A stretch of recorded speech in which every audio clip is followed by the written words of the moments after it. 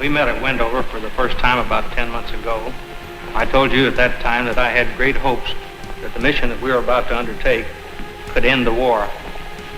At the same time, I offered to release any man who felt that he could not work under the conditions of mystery and possible danger that might prevail. That offer still goes, because this bomb that you're going to use is not an ordinary bomb.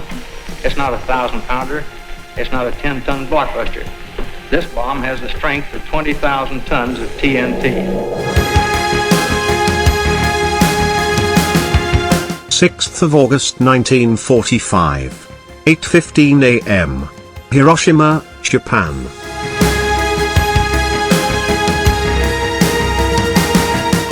The day a new era dawned at Hiroshima, in the light of an atomic bomb.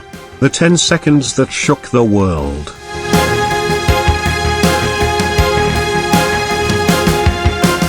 It was the first time a nuclear weapon had ever been used. The fireball created by the bomb destroyed 13 square kilometers of the city, leaving 180,000 dead.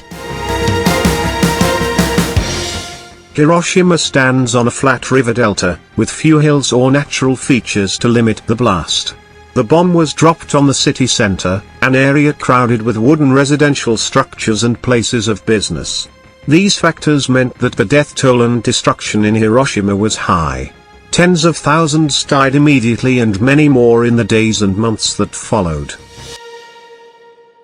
3 days later, a second atomic bomb was dropped on the city of Nagasaki, killing between 50,000 and 100,000 people, with many dying instantaneously, and others dying slowly and agonizingly, as a result of burns and radiation. Due to the hilly geography of Nagasaki, and the bombing focus being away from the city center, the excessive damage from the bombing was limited to the Urakami Valley, and part of downtown Nagasaki. The center of Nagasaki, the harbor, and the historic district were shielded from the blast by the hills around the Urakami River. These two events still resonate to this day, and serve as the greatest warning of the devastating effects of nuclear weapons.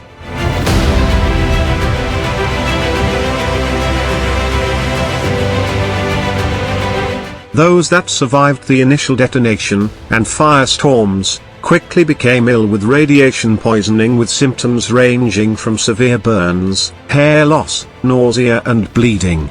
This was compounded by the fact that 90% of medical staff in both cities were either killed or disabled, and what medical supplies existed quickly ran out.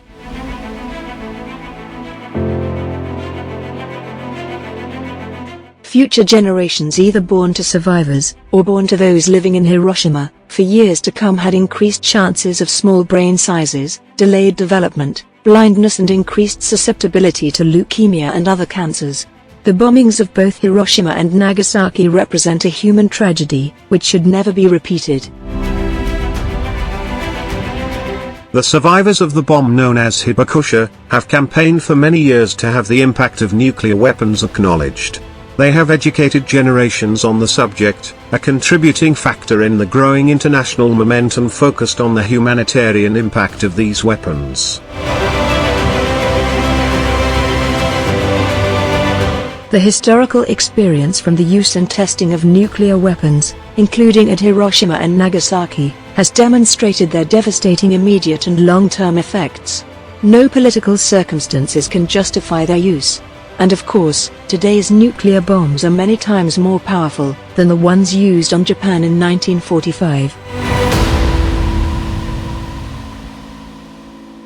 The International Red Cross has stated that the global humanitarian community would never be able to effectively respond to the aftermath of a nuclear conflict. An International Red Cross report recently stated, "We are not talking about the possibility of another Hiroshima and Nagasaki, horrendous as they were. We are facing the prospect of something much, much worse." Increasing awareness of the impact of a nuclear bomb, building on what we know from the attacks in 1945, contribute to a growing sense of urgency in the international community about securing an end to nuclear weapons.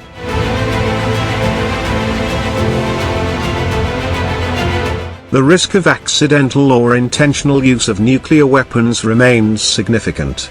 No state or international organization has the capacity to address or provide the short and long-term humanitarian assistance and protection needed in case of a nuclear weapon explosion.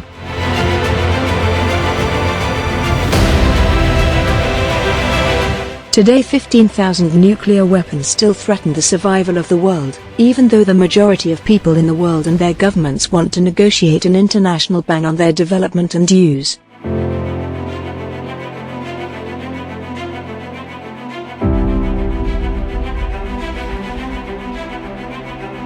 As we commemorate the bombings of Hiroshima and Nagasaki, let's remember what a nuclear bomb can do, and pledge to work together to make sure no other towns suffer the same pain and devastation.